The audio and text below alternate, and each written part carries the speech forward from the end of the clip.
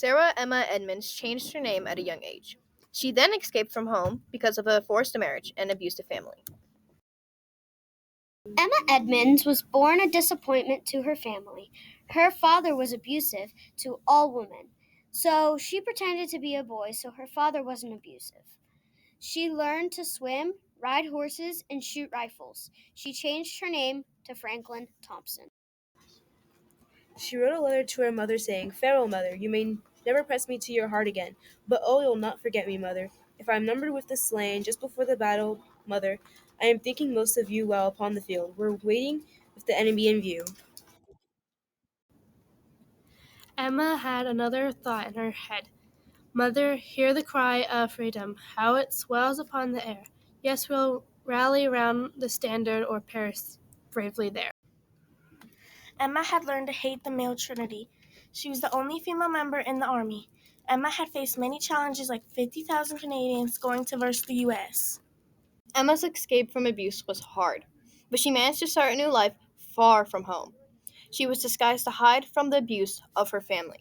Emma had finally given up on being a spy and field nurse. She became a female nurse. She knew she was bound to be discovered, and she focused on something else, even though she still serves the country, treating others. Women were not allowed to join the army, so she joined as a male using the name Frank Thompson. Other women also did this, but were sent home and imprisoned.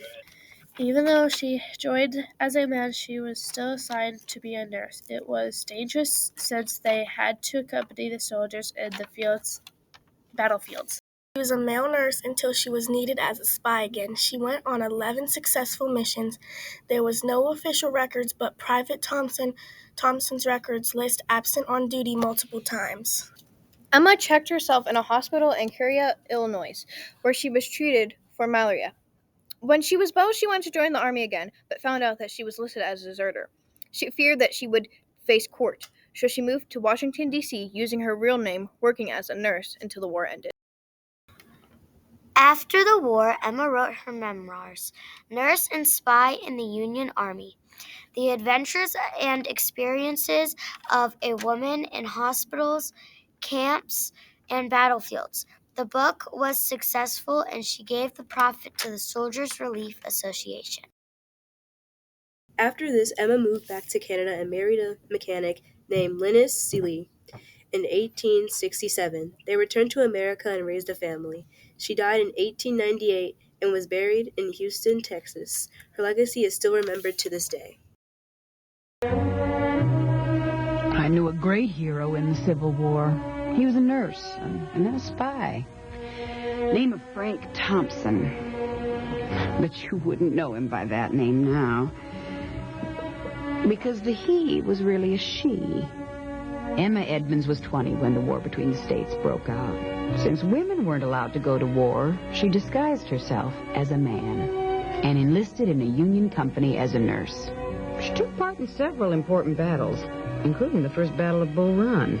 Later, she worked as a spy, first disguised as a freed slave and then as a matronly Irish peddler woman.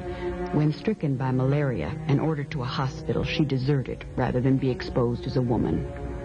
Years later, she was cleared of her desertion and awarded a soldier's pension. Emma Edmonds, Civil War heroine.